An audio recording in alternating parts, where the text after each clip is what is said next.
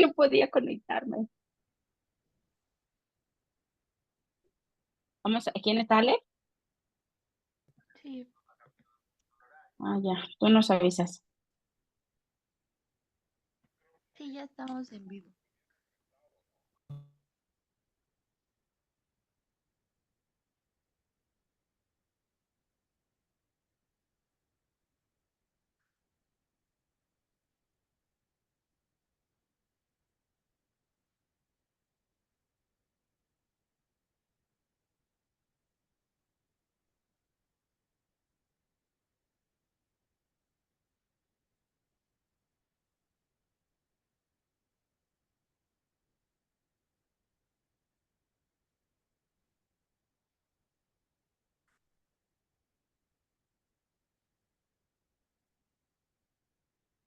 Bueno, pues vamos a iniciar. Hola, ¿qué tal? Buenos días a todos. Ya estamos en este desayuno jurídico introductorio con mi querido maestro Jorge Sandoval Romero, juez del Poder Judicial del Estado de México.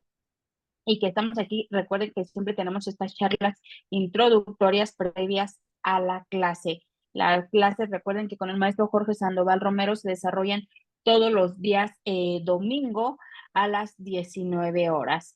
Pues buenos días, maestro, ¿cómo está? Bienvenido como siempre. Bien, buenos días aquí en este desayuno jurídico, como dice usted. Y bueno, pues adelante, vamos a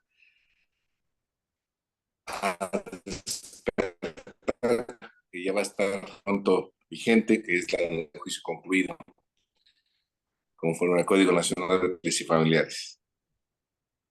Así es. Pues buenos días. Hoy el tema, la introducción del día de hoy, precisamente como dice el maestro, es para hablar de nulidad de juicio concluido acorde al Código Nacional de Procedimientos Civiles y Familiares.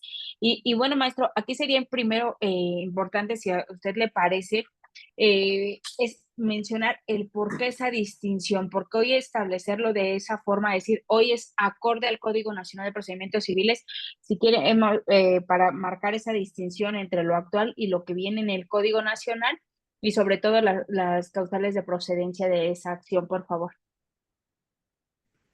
Bien, bueno, va a ser un poquito extensa, pero tienen que darla de esa manera.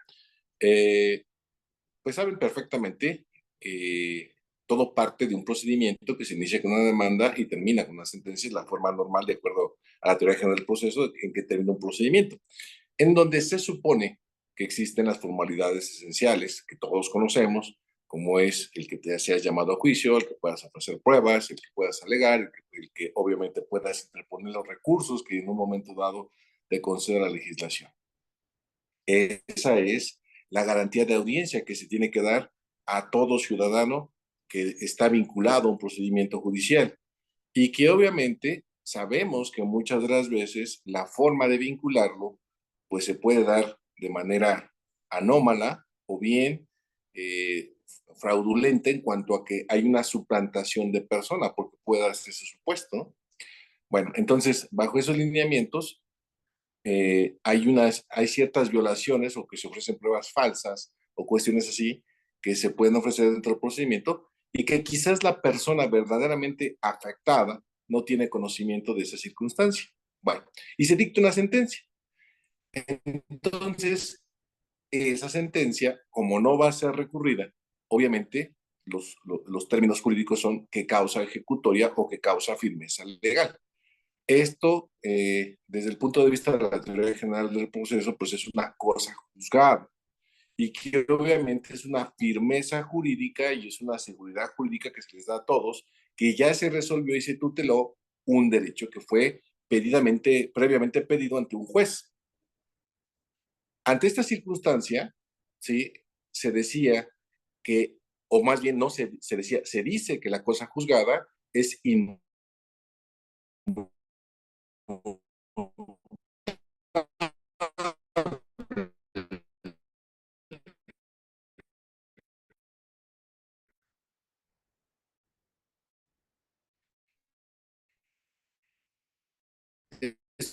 que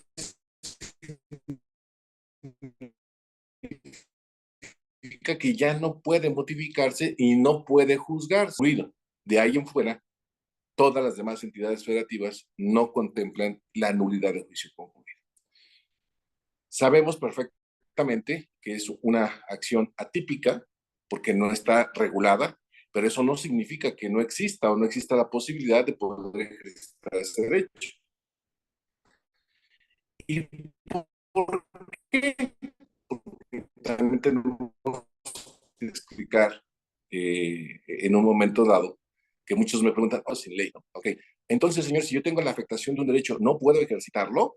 La pregunta es sí. ¿Y por qué sí? Porque la ley sustantiva del Código Civil, que es la ley, el Código Civil en este caso, nos dice en el artículo 14 respectivo de todas las legislaciones de las entidades federativas que se tiene que resolver una situación por equidad. Esto es, ningún juez puede negarse a conocer de un asunto aunque no esté perfectamente regulado.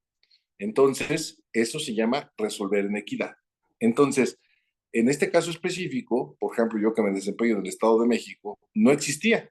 O sea, si ustedes ven el catálogo de acciones, no existía la acción de nulidad de juicio concluido. Entonces, la condicionante o las condicionantes de procedibilidad de la acción de nulidad de juicio concluido es que estemos en presencia de un procedimiento que ya concluyó de manera normal a través de una sentencia que causó ejecutoria. Pero aquí viene otra regla. También sabemos, de acuerdo a teoría general del proceso, que existen dos formas de determinar un procedimiento, una anormal y una normal. La normal es la sentencia, la anormal puede ser por convenio, por desistimiento, por allanamiento.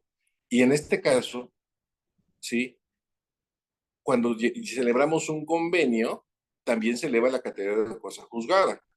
Y entonces esta también es una forma de atacar una cosa juzgada, sería un convenio.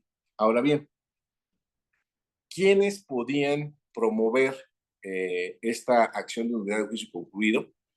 Había jurisprudencia en ese sentido de que no podía promoverla quien fuera parte dentro de ese procedimiento. O sea, si fuiste parte, no puedes promover la nulidad de juicio concluido.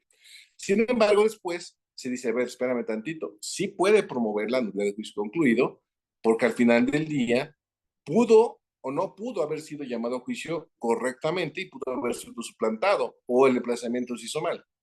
Pero aquí también tenemos que precisar varias cosas. No podemos confundir o no se confunda las violaciones procesales con nulidad de juicio concluido. Son cosas distintas. Yo dije hace un momento, una persona fue mal emplazada. Esa es una violación procesal. No es una causa de nulidad de juicio concluido. Hay que distinguirlo. Entonces, el hecho de que, por ejemplo, yo diga, fue suplantado o mal emplazado, eso no significa de ninguna manera, ¿sí?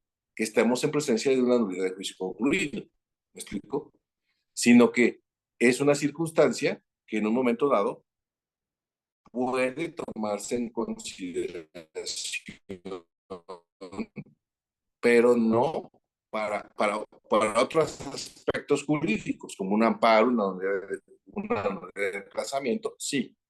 También se decía, oye, si se le olvidó a mi abogado hacer una prueba, ¿puedo promover la nulidad de juicio concluido? No, eso ya es una omisión tuya, diciendo, son los casos, las situaciones anteriores, no estoy hablando todavía de la condenación.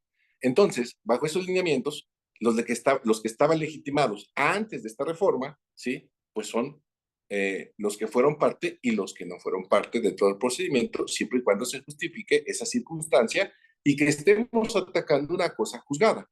¿Me explico? Siempre tenías que promoverlo, o bien o la otra hipótesis, que existiera un contubernio entre quienes litigaron el asunto en perjuicio mío, en perjuicio de Jorge Sandoval, por ejemplo.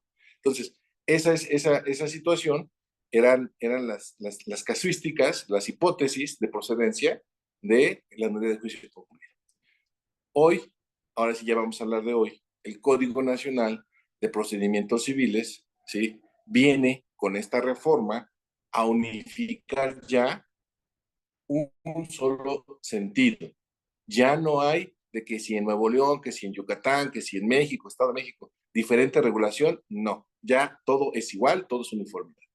¿Cuál fue la finalidad del Código Nacional? Tener precisamente una uniformidad en todos los procedimientos, en todos. Ya no es que se litiga diferente en Puebla, se litiga diferente en Tlaxcala, en el Estado de México, en la Ciudad de México, ya todo es igual. Ahora, todos saben hoy en día que el Código Nacional ya está vigente. escúchenlo bien, ya está vigente, porque muchos dicen, no, todavía no está vigente, ya está vigente, pero existe lo que nosotros los abogados conocemos como una vacatio legis. ¿Qué significa?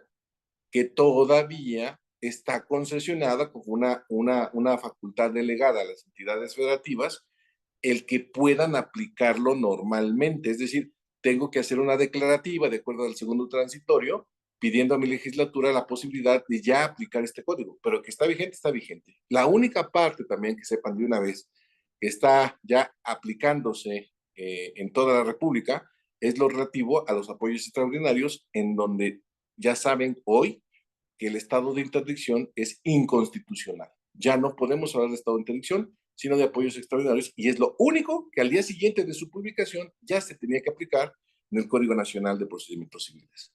Por ejemplo, en la Ciudad de México ya se anunció que no sé en qué mes de este año ya va a entrar en vigor parcialmente la aplicación en el divorcio del Código Nacional de Procedimientos Civiles y Familiares. También les anuncio, el Estado de México el lunes 24 va a lanzar ya cómo se va a implementar ya el Código Nacional de Procedimientos Civiles. Entonces, si quieren estar atentos, creo, si no me equivoco la hora, es a las 10 de la mañana, el día lunes, el señor presidente del tribunal va a explicar cuál va a ser la proyección en el Estado de México en la implementación del Código Nacional de Procedimientos Civiles. Bueno, ese como comercial. Y volviendo a la respuesta del Código de la Acción de Nulidad de Juicio Concluido, ¿cómo va a proceder hoy? Está regulada a partir del artículo 52 al artículo 60 del Código Nacional de Procedimientos Civiles, la acción de nulidad de juicio concluido. Y nos dice el Código Nacional que esta acción va a poder ser ejercitada, obviamente, en sentencias, bueno, cuando existe un procedimiento, una sentencia debidamente ejecutoriada o auto, fíjense lo que dice, o auto que sea definitivo, que ponga fin al procedimiento, y por eso hice la distinción en su momento de las maneras normales o anormales de terminar un procedimiento. Entonces, ya lo dice, esos son los supuestos: una sentencia debidamente ejecutoriada o un auto que ponga fin a juicio. Ahora, ¿quiénes pueden promover la nulidad de juicio concluido? La pueden promover precisamente cualquier persona que estuvo o formó parte dentro del procedimiento o un tercero. Lo puede promover. Puede promover la nulidad de juicio concluido. Entonces, bajo esos lineamientos, vemos que ya el Código Nacional define claramente en qué casos y quiénes pueden hacerlo. Hasta ahí sería de momento mi respuesta, maestra, porque si no ya no la dejaría hablar en todo momento. No, no, y nosotros seguimos aprendiendo de eso. Y fíjese, está comentando esas cosas bien importantes, sentencias que evidentemente, maestro, están ejecutoriadas, todo esto, porque muchas veces pasa en cuestiones de prescripciones que hasta se inscriben las sentencias en el registro público de la propiedad. Y creemos que ya no se puede hacer nada con esas sentencias inscritas ya, o también con escrituras públicas o cuestiones de esa naturaleza. Y aquí en este caso, pues no importaría que estuvieran inscritas esas sentencias. O ahorita que hablaba usted de un tercero, ¿qué pasa cuando ese procedimiento fue instado o fue ejercido por un incapaz?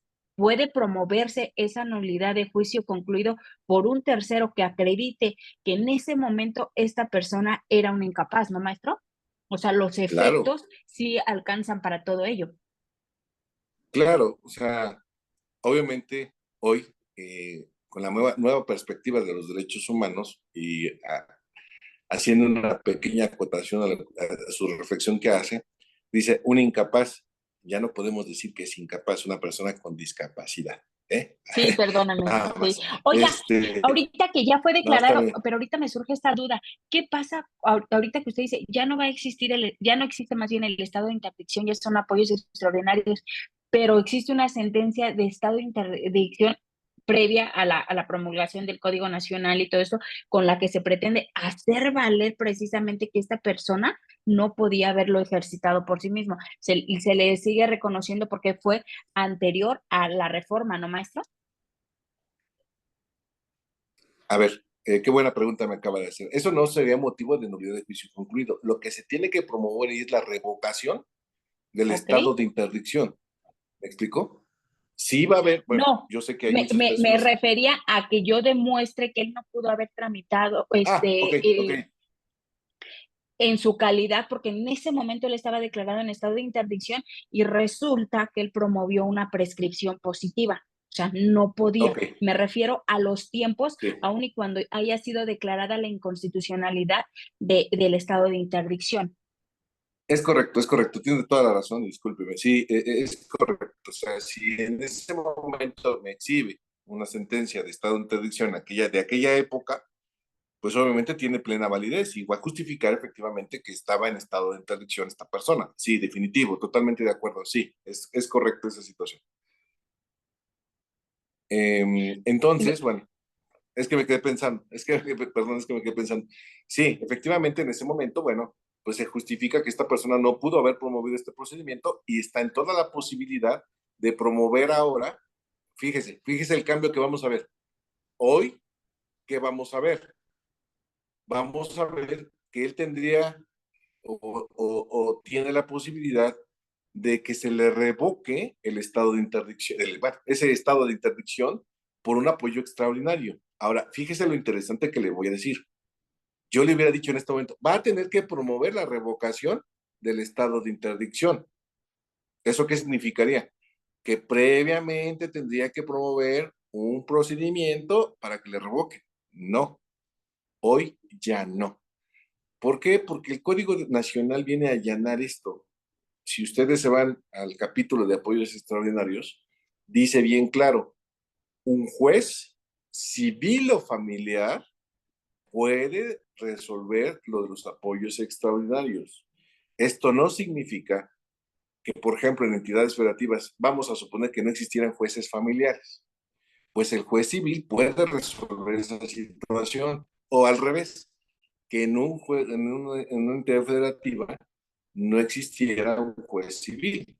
Bueno, esto no significa que es de especialización, significa que cualquier juez, sea de la materia, puede resolver esa circunstancia. Aquí vendría una pequeña reflexión que no es el momento, pero pues, la dejo en el tintero. ¿Cómo tendría que actuar en un momento dado un juez mercantil? Porque si podría aplicar supletoriamente el Código Nacional de Procedimientos Civiles, que sí, eso, la respuesta sería sí, y tendría que determinar un apoyo extraordinario, ¿eh? Ojo con eso, pero bueno, eso es para otro tema. En este caso particular, sí tendría que apersonarse y el juez civil, vamos a suponer, porque el juez civil tendría que establecer un apoyo extraordinario. ¿Me explico? Tendría que establecer y no el tutor, porque si decimos que la sentencia en su momento es válida, sí, es válida, pero entonces, ¿quién va a litigar ese asunto? ¿El tutor? No, el tutor no. Tiene que ser la persona por propio derecho con su apoyo extraordinario y el juez tendría que resolver en ese momento esa circunstancia. ¿Me explico?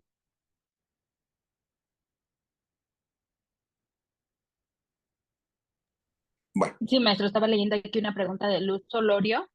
Dice, hay jurisprudencia en materia de discapacidad que ordena que en cualquier materia pueda comparecer el discapacitado con los ajustes procesales correspondientes. Es un comentario que hace un comentario respecto a lo que estamos comentando aquí. No sé si tenga sí, usted sí, alguna sí. opinión.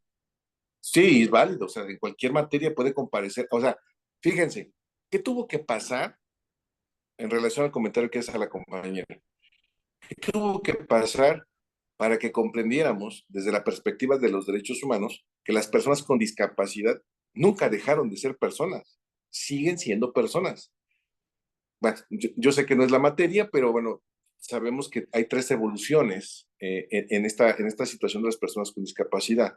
La primera, cuando se decía que era un mal congénito, que era del demonio el que nacieras mal de tus facultades mentales. Dos, no es una situación de esa naturaleza, es que necesita un tratamiento médico y necesita alguien que decida por él. Ya se superó este segundo y estamos en este tercer nivel que nos dice, no, a ver, espera, ok, sí es una persona, sí es alguien que puede decidir, pero quizás no lo pueda hacer por sí mismo y por ello necesita un apoyo extraordinario. ¿Y quién es esa persona? Pero no le podemos, perdón, y no le podemos quitar ese derecho a decidir su vida como lo hacemos cualquiera de nosotros. ¿Me explico? Y entonces, La diferencia es, bueno, ok, quizás no se pueda comunicar y decir qué es con cualquiera de nosotros lo que quiero, que lo que no le gusta. Entonces necesita un apoyo extraordinario y ese apoyo extraordinario tiene que ser vigilado por a través de una salvaguarda. Y entonces esas son las figuras que estamos viendo hoy en día ante la evolución de esta situación, ¿no? Pero bueno, perdón, nos salimos del tema, pero nada más era esa aclaración. Muchas gracias, maestro. Y bueno, nada más ahí para mencionar por algún comentario que está aquí en redes respecto de que no importa que se encuentren ya las sentencias inscritas, en este caso hablando del registro público de la propiedad, puede promoverse esta nulidad de juicio concluido. Así es, independientemente de que ya esté materializada la sentencia, se puede promover la nulidad de juicio concluida. Posteriormente, y eso ya será motivo de debate o de estudio, es si podemos encontrar una situación de un, un tercero de buena fe, un tercero de buena fe que adquirió el bien inmueble, porque puede pasar, y ha pasado en la práctica esta situación, pero eso no lo vamos a tocar ahorita, nada más lo dejamos ahí en el tintero, para que si mañana en la clase lo quieren, lo tratamos, o sea, porque pues es un tema bastante interesante, porque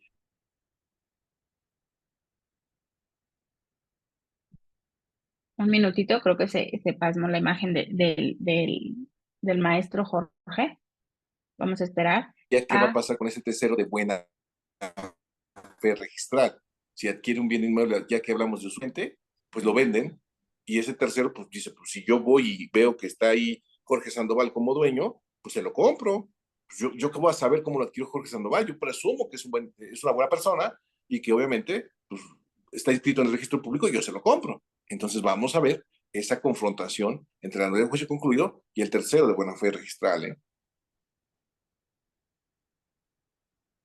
que esas son cuestiones totalmente diferentes. Y fíjese, ahorita que usted hablaba y dijo, esta acción es cuando existe una sentencia definitiva o auto que pone fin. Y aquí hay un comentario respecto de que ya existe, en materia de sucesiones, existe sentencia de adjudicación, ya están en esto, ya existe una sentencia definitiva y todo. ¿Cuál sería la diferencia, pregunta el maestro, entre promover la nulidad de juicio concluido, si es procedente o no, o la cuestión de petición de herencia? Bueno, vamos a ver la casuística, ¿no? Vamos a suponer que este heredero nunca fue llamado a esta sucesión, o si fue llamado malamente, ¿no? Bueno, usted sabe, ¿no? Dice, digo mañas dos, ¿no? Eso no Lo pasa en llaman mal a México. esta persona. No, eso no pasa. Pero bueno, si esto es así, entonces sí puede promover la nulidad de juicio concluido. O sea, no hay ninguna situación en cuanto a que, bueno, si quiero, fíjese, los efectos de la nulidad de juicio concluido, ¿cuáles serían? Pues retrotraer todo hasta el momento de la denuncia. O sea que se tendría que volver a promover la denuncia Así es. nuevamente. Por eso, bueno, y me voy a permitir, yo sé que a muchos no les gusta la teoría, pero esto es muy importante que lo sepan como brevario cultural. La nulidad de juicio concluido debe ser considerada como un medio de impugnación, no un recurso. Y la diferencia entre un medio de impugnación y un recurso es que el medio de impugnación tiene efectos nulificatorios, o sea, deja sin efecto todo.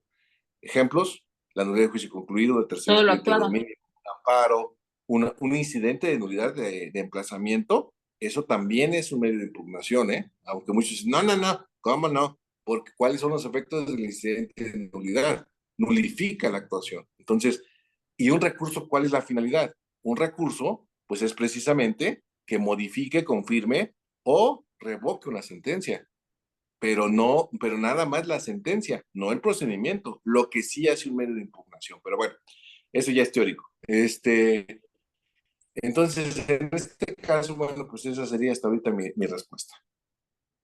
Porque en todo caso que estuviera en trámite la sucesión y no hubiera sido notificado alguno de los herederos, como es una cuestión intraprocesal, ahí en todo caso sería otra acción la que se tendría que intentar, ¿no, maestro? En todo caso, un amparo indirecto por la falta de A notificación ver, que va a retrotraer los efectos. a ver, aquí fíjese que pasa algo interesante, bueno, y creo que sí me quedé corto en la respuesta anterior. bueno, dije que podía proveer el juicio concluido para que todo se retrotraiga. Pero también, como dice usted, pues, podría ir al amparo, ¿no? También. Pero ahí Exacto. Pero únicamente cuando se estamos quedaría hablando, hasta antes del auto de declarativo. y ¿Sale? sobre todo porque la diferencia sería, maestro, que aquí todavía estamos en trámite del procedimiento, ¿no? Ahora, Sería la espéreme tantito. diferencia. No, espéreme tantito. Ya hay criterio jurisprudencial que dice que si, por ejemplo, ya hay autodeclarativo de herederos y cuántos sucesorios tardan años en dictarse la sentencia de adjudicación. Dice este criterio, que, bueno, cuestionable hasta cierto punto, no digo que es jurisprudencia para que no me digan, ¿qué jurisprudencia es? No, es criterio. Dice que sí podemos promover el juicio, el del juicio concluido en contra del auto declarativo de herederos. A partir de ahí podemos hacerlo, ¿eh? Yo no estoy muy de acuerdo con esa situación, sin embargo, pues los que saben dicen que sí se puede. ¿Y por qué digo que no? No me parece correcto, porque como usted bien lo dijo, es una cuestión interprocesal, pues puedo promover un amparo indirecto, ¿sí? Para Así que es. se retrotraigan los efectos. Puedo hacer la petición de herencia, claro que sí, también para que me incluyan dentro del procedimiento, pero sin embargo dicen que sí se puede. Pero bueno, le vuelvo a repetir, es un criterio, no es jurisprudencia, no es un precedente, pero dicen que se puede. Yo no estoy de acuerdo. Al final del día, la respuesta que dicen es que el auto declarativo de herederos admite recurso. Sí, sí admite recurso, definitivo. Sin embargo, ajá, no pone fin al procedimiento. Pero el argumento que se dice, efectivamente, no pone fin al procedimiento, pero ya definió quiénes son los que van a recibir la herencia. Ah, ok, bueno. En ese sentido, pues sí, pero tiene otras acciones, como la petición de herencia, ¿no? O el amparo. Pero, bueno, pero en realidad, como que yo no estoy muy de acuerdo, pero digo, ahí se los dejo también en el tintero, ¿no? Es tesis jurisprudencial, no es jurisprudencia.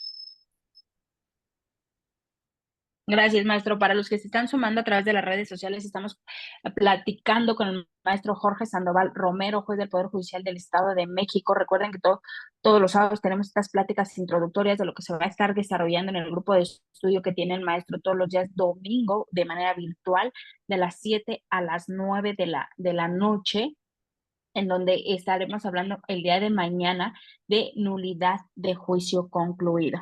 Entonces, esto es un poco solamente una introducción de lo que vamos a estar trabajando con el maestro el día de mañana y donde ustedes van a poder interactuar de manera directa para aclarar sus dudas, ya sean sustantivas o procesales. Omar Ortega dice, ¿la nulidad de juicio concluido del que habla es aplicable al procedimiento actual o es con el nuevo procedimiento? El día de mañana se va a desarrollar acorde al Código Nacional de Procedimientos Civiles, ¿verdad, maestra?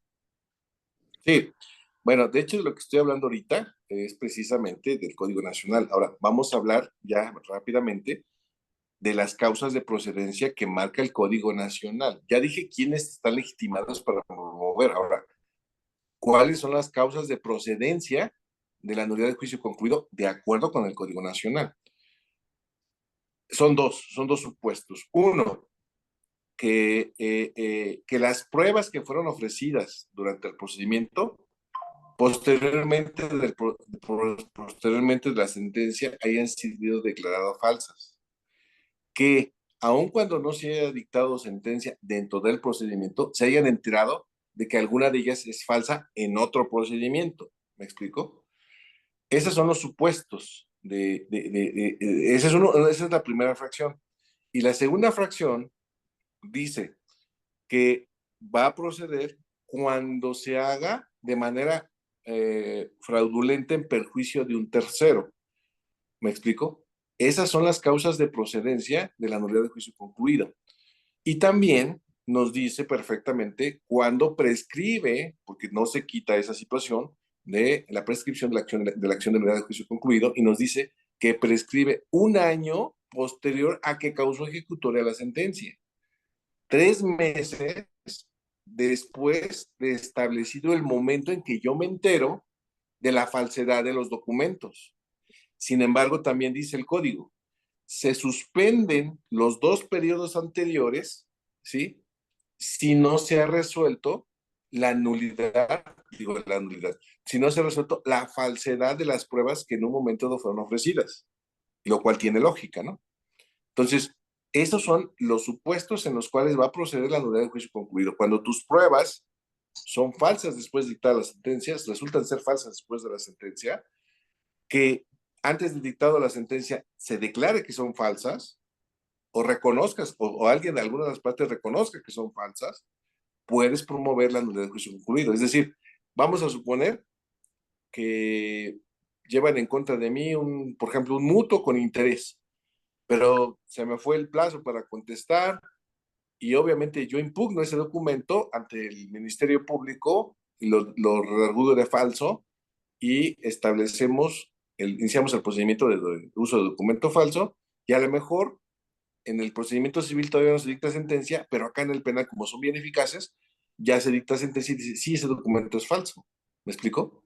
Entonces, bajo esos lineamientos, aunque yo viniera con mi sentencia, ojo con lo que voy a decir, aunque yo viniera con mi sentencia diciéndole, señor juez, ese documento es falso, no puedo yo, como juez, decir, pues entonces es improcedente el mutuo con interés. No, no, porque entonces no estaríamos en el supuesto de nulidad de juicio concluido, y aunque tú me dijeras, pues es una prueba superviniente, recuerden una cosa, abogados, las actuaciones penales ofrecidas como prueba, aunque tú me digas, es una prueba superviniente, aunque tú me dijeras, es una prueba superviniente el que traiga la sentencia donde dice que el documento es falso a este procedimiento civil, no tiene eficacia probatoria plena, aun cuando sea un documento público. Tiene el valor de una presunción porque no se desahogaron las pruebas idóneas dentro de este procedimiento para demostrar la falsedad del mismo. Por lo tanto, pues vas a ser condenado en el civil. Puede sonar muy contradictorio. Vas a ser condenado en el civil, pero entonces una vez que ya acabas ejecutoria, puedes promover tu unidad de juicio concluido y ahorita vamos a ver, por ejemplo, qué es lo que va a pasar ya cuando se dé este supuesto. Vamos a suponer que ya van a ejecutar esa sentencia. Hasta ahí quedaría mi respuesta, maestro. Muchísimas gracias. Comenta María Elena Herrera Muciño, que nos sigue a través, dice, cuando hay un fraude procesal ya acreditado, ¿procedería? A ver, hay dos momentos del procedimiento penal. Uno antes de que se dicte la sentencia civil y uno después de dictar la sentencia civil.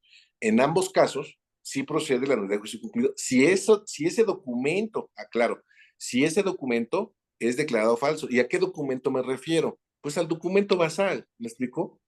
Porque es el que le da causa al procedimiento civil. Por ejemplo, estoy diciendo, vamos a suponer que me están llevando un mutuo con interés. Pues, y yo digo, pues es que yo nunca firmé ese documento, yo nunca firmé ese contrato, bla, bla, bla, lo que quieras. No contesté, me emplazaron mal, lo que sea, o simplemente por ignorancia no contesté y no ofrecí pruebas. Pues, ¿cuál es el resultado de la sentencia? Pues me van a condenar. Pero pues ya voy con un abogado y le digo, ¿qué hago? Pues vamos al penal y vamos a demostrar que usted nunca firmó ese documento porque es un documento falso, ¿no? Y vamos a suponer, pensando que así es, no se dicta sentencia todavía en el procedimiento civil, pero en el penal sí. En el penal ya hay sentencia donde dice que ese documento es falso y se constituye el delito. Entonces me tengo que esperar a que el civil se resuelva para promover la nulidad de juicio concluido. No sé si ya quedó un poquito más claro la respuesta. Bueno, está la licenciada escuchándonos a través de redes sociales, ahí está esta parte. Y bueno, esto recuerden que solamente es una breve plática introductoria de lo que va a ser la clase que se va a desarrollar el día de mañana aquí en INDECAC. Recuerden que es clase 100% virtual el día de mañana a las 19 horas, en donde el maestro Jorge Sandoval va a estar hablando precisamente de nulidad de juicio concluido conforme al Código Nacional de Procedimientos Civiles y Familiares. Los invitamos, recuerden que para que tengan el acceso completo, pero sobre todo para que puedan tener esta interacción con el maestro, es importante que se encuentren inscritos. Maestro, me va a matar y va a decir que abuso del tiempo, pero el próximo sábado no vamos a poder hacer desayuno jurídico. Vamos a tener una super clase que me gustaría comentar ahorita para todos los que estén a tiempo. Próximo sábado sábado vamos a tener, ahorita que estamos hablando y encontrando estas diferencias entre el código actual y el nuevo Código Nacional de Procedimientos Civiles y Familiares, el próximo sábado vamos a tener al maestro Jorge Sandoval Romero aquí en la sede de INDECAC de la Ciudad de México, en la Colonia del Valle, y también van a poderse inscribir de manera virtual. Es un taller totalmente híbrido, pueden acudir presencial o virtual, pero maestro, vamos a tener un taller de las 9 a las 14 horas en donde se va a hacer precisamente este análisis de la fase expositiva conforme al Código Nacional de Procedimientos Civiles y Familiares. Dentro de los puntos medulares que se pretende desarrollar en este taller precisamente está lo de audiencia preliminar y audiencia de juicio, hablar sobre la estructura de alegatos de apertura y alegatos de cierre. Si nos pudiera comentar un poquito, porque va a ser complicado que tengamos desayuno jurídico el siguiente sábado, porque el maestro va a estar impartiendo este taller, por favor, para que todos los que se quieran inscribir puedan hacerlo en el transcurso de esta semana y nos veamos de manera presencial o virtual con el maestro el sábado 29. Por favor. Pues bueno, yo creo, salvo su mejor opinión, que sí podríamos darle el desayuno jurídico para que vean que se perdieron y les caiga mal el desayuno por no haber ido o inscrito en la clase un ratito, lo pasamos 15, 20 minutos y digan, ay, hubiéramos ido, ya de arrepentidos está el cielo, ya ve. Entonces, bueno, ok.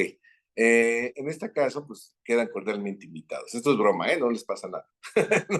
No les estoy echando la ley de la venganza de la gitana, ¿eh? No, para nada. No, no es cierto. Bueno, en este taller que vamos a ver, vamos a analizar qué es la fase expositiva, porque de acuerdo al Código Nacional de Procedimientos Civiles, vamos a encontrar ya dos fases. Una fase expositiva que va a ser escrita y la otra eminentemente oral. Vamos a encontrar a diferenciar cómo debes estructurar tu alegato de apertura y tu alegato de cierre. Me queda claro que eso lo vamos a ver en la audiencia de juicio, esos dos momentos. Sin embargo, bueno, en la audiencia preliminar vamos a ver qué es lo que se puede hacer y qué es lo que no se puede hacer. Vamos a hacer una pequeña simulación muy breve de una audiencia en la cual pues vamos a poder establecer esos tópicos de las etapas de la audiencia preliminar y nada más el alegato de apertura en la audiencia de juicio y el alegato de cierre en esta etapa, ¿no? Entonces, sí hay cambios muy importantes que deben conocer y aplicar ya en un próximo tiempo, en cuanto ya entre la implementación total del Código Nacional de Procedimientos Civiles. Por eso la invitación que se les hace es para que acudan pues presencialmente. A mí me dará mucho gusto conocerlos porque dejen de decirle que a veces me saludan y yo no los conozco, no sé quiénes son. Y me dicen, sí, lo vemos en Indecag, en sus videos, pero no lo veo, ¿no? O sea, no los conozco, pero bueno, ya, me dará mucho gusto saludarlos. Pero bueno, entonces de esa situación vamos a hablar el próximo sábado y yo creo que es muy importante que lo tomen en cuenta. Gracias, maestro. Y es que ahora los penalistas nos llevan a avanzar en ese tema, en la cuestión oral, y que considero con base en las clases, talleres que hemos tenido con usted, que creo que una de las deficiencias más grandes que tenemos es la cuestión argumentativa. Y ahora sí vamos a tener que trabajar mucho esa parte, esa construcción argumentativa para la cuestión de los alegatos de apertura y de cierre que vamos a tener que hacer. Y yo le preguntaría así, ya sé que usted no lo dice de manera constructiva, a esos alegatos que van a hacer de manera oral, ¿sí les van a hacer caso? Porque usted dice, a veces no siempre se toman en cuenta los alegatos que hacemos de manera escrita. ¿Qué importancia sí va a tener esta cuestión de alegatos orales? Bueno, sí va a tener importancia porque tiene que haber congruencia, porque por ejemplo, en el alegato de apertura vas a establecer una introducción de lo que vas a demostrar, la casuística del por qué estás ahí primero. Recuerden que un alegato, de acuerdo a esta estructura que estamos hablando, tiene pues tres elementos, ¿no? Que es la cuestión fáctica, que es la cuestión normativa y que es obviamente en un momento de la parte conclusiva en relación a lo que estoy estableciendo en este caso particular. Por decir algo, vamos a suponer que estamos hablando de una usucapión para hablar del tema de civil y no familiar, que lo sería un poco más fácil. En civil, si tú quieres un usucapión, bueno, hablaremos del tema del usucapión, que es, es la institución por la cual uno puede convertirse en propietario por la posesión por más de 5 años. O sea, bueno, perdón, me equivoqué. Esa es la fase jurídica.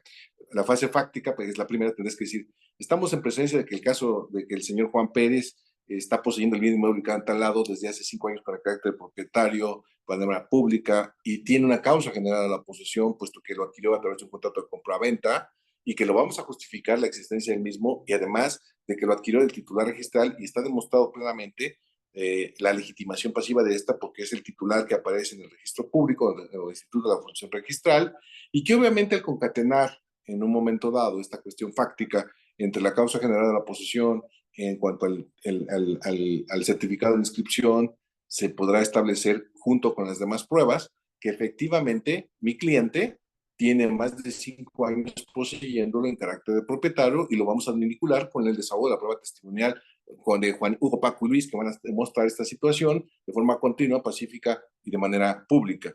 Y las documentales consistentes en bla, bla, bla, ¿no? Por ejemplo, ¿no? Así, esa sería la cuestión fáctica.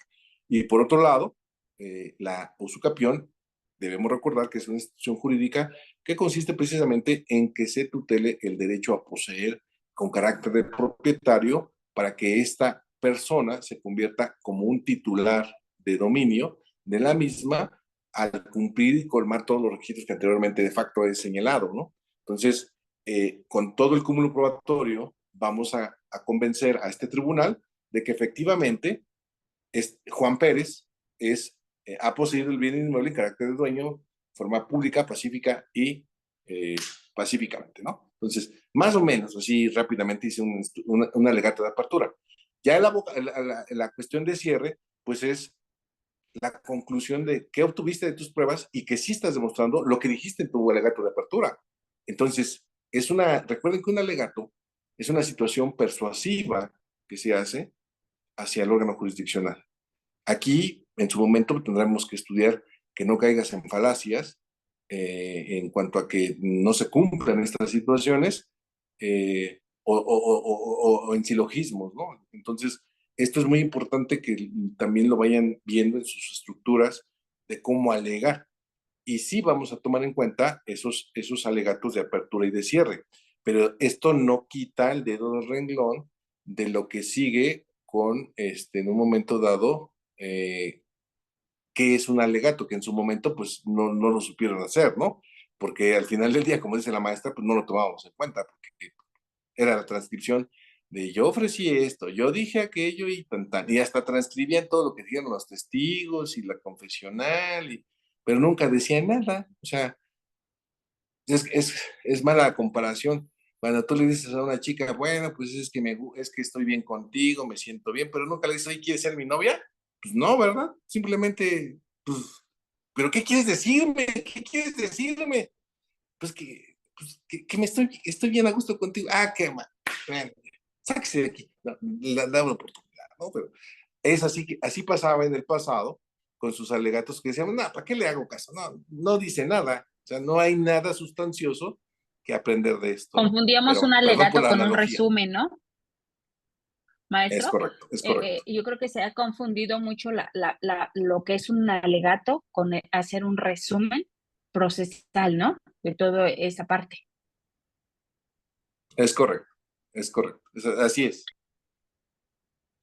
Pues ahí está, ahí les dejamos la información. Ojalá puedan acompañarnos a ese gran taller práctico, ya sea de manera presencial o de manera virtual, que va a ser respecto del análisis de la fase expositiva del Código Nacional de Procedimientos Civiles y Familiares, en donde el maestro estará desarrollando ejercicios prácticos de alegatos de apertura y de cierre. Entonces, recuerden que la clase del día de mañana es 100% virtual y es respecto al tema de nulidad de juicio concluido a las 7 de la noche, y este taller se va a desarrollar el próximo sábado 29 de junio de las 9 de la mañana a las 14 horas aquí en la sede de ITECAP de la Ciudad de México en la Colonia del Valle. Pues mi querido maestro, muchísimas gracias. Nos vemos el día de mañana para esta clase del grupo de estudio en materia civil y familiar. Bueno, pues muchas gracias y gracias a todos los que nos hicieron el favor de acompañarnos, esperándolos mañana en la merienda jurídica y de aquí 8 días en la Gracias, maestro. clase presencial. Muchas gracias, hasta luego. Hasta luego, maestra. Muchísimas gracias a todos.